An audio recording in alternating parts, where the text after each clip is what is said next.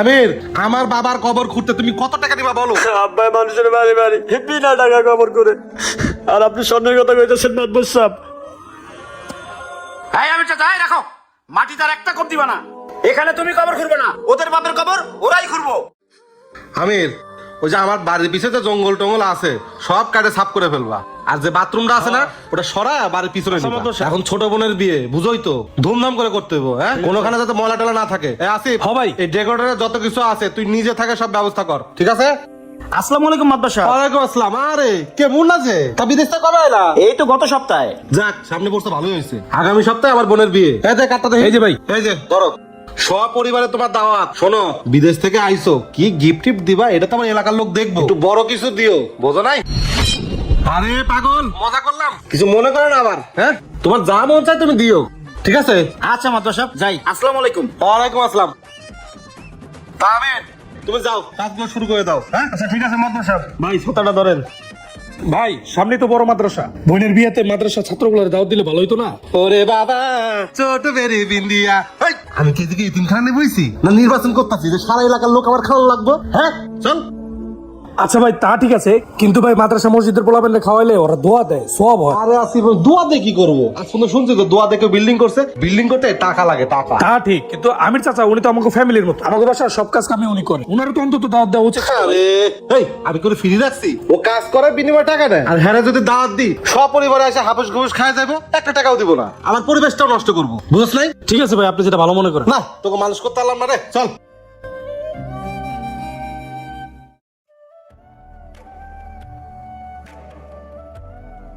আব্বা, মাতবর সাহেবের ছোট বোনের বিয়া, আমাকে কি দাওয়াত দেয় নাই?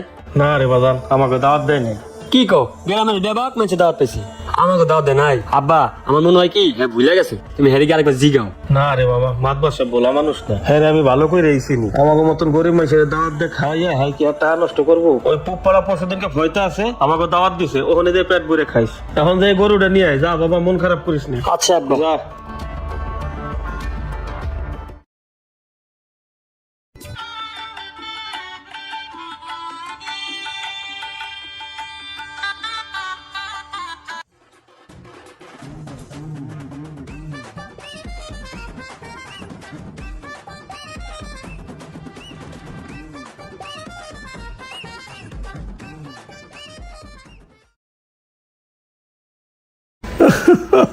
আব্বা, আসিফ ভাই আমার, কান্দিস না, বাবা তো সারা জীবন কত বেঁচে থাকে না। শোন, বাবার লাশটা তাদের দাফন কামড়ের ব্যবস্থা করতে হইব। তুই ওই যে গোর কত কামিজ আছে না, তুই যে ডাকি নিয়ে আয়, আমি লাস্টে গোসলের ব্যবস্থা করছি। আচ্ছা, ওই যেতেছি। আচ্ছা, যা।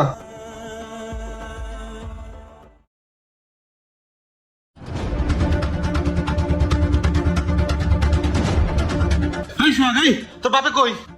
মাতবর সাহেব, আব্বাই তো অনেক অসুস্থ, কালকে রাতে অনেক জ্বর, আব্বা তো কবর করতে যাইতে পারবো না। আরে রাত তোর অসুস্থ, তোর বাপটা তাড়াতাড়ি ডাক দে। আব্বা, মাতবর সাহেব আইছে। আসসালামু আলাইকুম। ওয়ালাইকুম আসসালাম। কি হয়েছে? তোর বাড়ির পর আমি 2 বার করে লোক পাঠালাম, তুমি আমার বাড়ি গেলে না কি জন্য? মাতবার সাহেব, আপনি লোক পাঠাইছেন, আমি খবর পাইছি, কিন্তু 2 দিন ধরেই আমি অসুস্থ, শরীর চলতেছে না, আমি যাইতে পারবো না। যাইতে পারবে না মানে?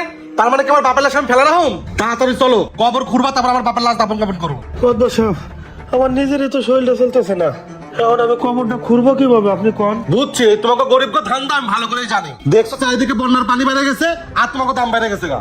আমির, আমার বাবার কবর খুঁড়তে তুমি কত টাকা দিবা বলো, আমি তোমাকে তাই দিব। মাতবার সাহেব, আপনি টাকার কথা কইতেছেন, আমি গরিব হইতে পারি, কিন্তু আপনার মতন অমানুষ না, আমি টাকার বিনিময়ে কবর খুঁড়ি না।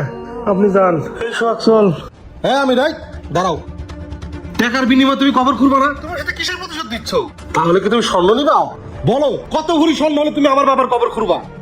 শোনেন মাতবর সাহেব, আপনি হয়তো জানেন না, আর আপনাকে তো গরিব মানুষের খোঁজার কথাও না, তাহলে শোনেন। 2000 সালের বন্যায় আমার একটা ছোট বোন ছিল, বোনটা পানিতে মেয়েটা মারা যায়, লাশটাতে জাপন কাপড় করবো, চারিদিকে শুধু পানি আর পানি, কবর দেওয়ার মতো কোনো জায়গা ছিল না। শেষ বেশ আমার বাপে বাধ্য হইয়া পানিতে আমার বোনের লাশটা বাসায় দিছে। এরপর থেকে আমার বাপে মানুষের বাড়ি বাড়ি গিয়া বিনা টাকায় কবর করে। আর আপনি স্বপ্নের কথা কইতেছেন মাতবার সাহেব? থাক বাবা, তুই কান্দিস না, আমার ছোট মেয়েটা মারা গেছে, কষ্টটা আমি বুঝি। না বাবা, কোদালটা নিয়ে আয়। আচ্ছা আব্বা, দাঁড়াও। আব্বা, এই নাও, তুই বাড়ি থাক বাবা, চলেন দেখা যাইও। আচ্ছা, আসো আসো আসো।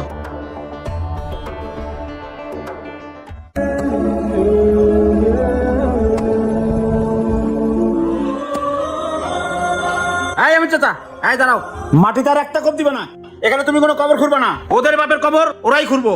কি ব্যাপার মুন্না, তুমি আমার বাবার কবর খোঁড়ার কাছে বাধা দাও? কারণ কি? কোনো কারণ নাই মাদ্দার সাহেব, আপনাকে বাপ দাদার সম্পত্তি আপনারা ভোগ করতেছেন, আপনাকে বাবার কবর কি আপনারা করতে পারেন না? তা পারবেন না। বাপ দাদার সম্পত্তি ভোগ করার অধিকার আছে, তো মাটি খুঁড়তে গেলে যে অনেক কষ্ট হয়, গায়ে কাদা লাগবে যে মাদ্দার সাহেব। মাদ্দার সাহেব, এই তো কিছুদিন আগে আপনার বোনের বিয়ে গেছে, আর সেই বিয়েতে এলাকার যত ধনী ব্যক্তি আছে সবাইকে আপনি দাওয়াত দিয়ে খাওয়াইছেন, কিন্তু এই গরিব আমির চাচাকে আপনি দাওয়াত দেন নাই। কারণ হ্যাঁ তো বিয়েতে কিছু দিতে পারবো না, তাই হারে আপনি দাওয়াত দেন নাই। গরিব মানুষ টাকা দেবে কোত্থেকে? খাইবো না টাকা দিব? হ্যাঁ রে মাদ্দার সাহেব, এলাকায় যখন কোনো বড় অনুষ্ঠান করবেন অথবা বড় কোনো পার্টি করবেন, তখন এলাকার গণ্যমান্য ধনী ব্যক্তিরা দাওয়াত পায়। আর যখন পরিবারের কেউ মারা যায়, যেমন মা বাবা ভাই বোন আত্মীয় স্বজন, তখন যারা কবর করতে আসে, যারা গোসল করাতে আসে, যারা দাফন করতে আসে, তাদের কথা তো একটা বার মনে থাকে না, কারণ তারা গরিব, তাই না? শোনেন মাদ্দার সাহেব, আপনারা শুধু টাকা পয়সাটাই চিনেন, আর কিছুই চিনেন না। এখন আপনাদের বাবার দাফন কাফন আপনারাই করেন। চলো চাচা। চাচা, তুমি আমার বাবার কবর না করে যাও না চাচা, অনেক বড় অন্যায় করে ফেলছি চাচা। চাচা, আমরা লেখাপড়া শিখছি, মানুষের মতো মানুষ হয়েছি, কিন্তু একটা লাশ কিভাবে কবর দিতে হয়, দোয়া তো কিভাবে পড়তে হয় কিচ্ছু জানি না চাচা। তুমি আমার বাবার লাশটা কবর না দিয়ে যাও না চাচা, আমার বিয়ে দাওয়াত দেয় না, এটা অনেক বড় অন্যায় করে ফেলছি আমি। জানি না জানি তোমার সাথে আমি অনেক খারাপ ব্যবহার করছি চাচা, তোমার তো অনেক অন্যায় করছি, আমার মাফ করে দাও চাচা, আমার বাবার লাশটা দাফন করে তারপর যাও চাচা। তুমি মাফ না করলে আমি কই যাবো? সাহেব, আপনি কাইন্দেন না, আপনি আমার পাও ধরছেন কেন? পারলে আপনার পোলাটারে মাদ্রাসা পড়াইয়েন। হ্যাঁ, ওরে বড় একটা আলেম বানাইয়েন। মাদ্দার সাহেব, জন্মাইলে মরতে হবে, এই দুনিয়া সবাই একদিন ছাড়তে হবে। এই জন্য আমাদের মুসলমানের ইসলাম শিক্ষা খুব জরুরি। ইসলাম শিক্ষা থাকলে অন্তত বাপ মার কবরটা যাই জিয়ারত করতে পারবো। শোনো বাবা, তোমরা তো স্কুল কলেজ ছাড়া কিছুই বোঝো না। একজন মুসলমানের ইসলাম শিক্ষা হলো সবচেয়ে বড় শিক্ষা। 5 ওয়াক্ত নামাজ পড়বেন, বাপ মার খেজমত করবেন, আর নামাজ হলো বেহেশতের চাবি। নামাজ ছাড়া উপায় নাই। শোনেন মাদ্দার সাহেব, টাকা পয়সা ধন দৌলত কিছুই সাথে যাবে না, শুধু আমল নামাজ সাথে যাবে। শোনেন, আমি আপনার বাবার কবর ঘুরতেছি। পড়েন মাদ্দার সাহেব, পড়েন। মাদ্দার সাহেব কাইন্দেন না। আজকাল আমাদের সমাজে বড় কোনো অনুষ্ঠান হলে গরিব ফকির মিসকিনদের খাওয়াতে আমরা ভয় পাই, কারণ কিছু দেওয়ার তাদের সামর্থ্য নাই। অথচ বড় কোনো বিপদে বললে তারাই দৌড়ে আসে। একটা কথা মনে রাখবেন, গরিব ফকির মিসকিন খাওয়ালে সম্পত্তি কখনো কমে না, সম্পত্তি আরো বাড়ে। রিজিকের মালিক আল্লাহ তাআলা। ভিডিওটি ভালো লাগে লাইক কমেন্ট শেয়ার দিয়ে পাশে থাকবেন। ধন্যবাদ।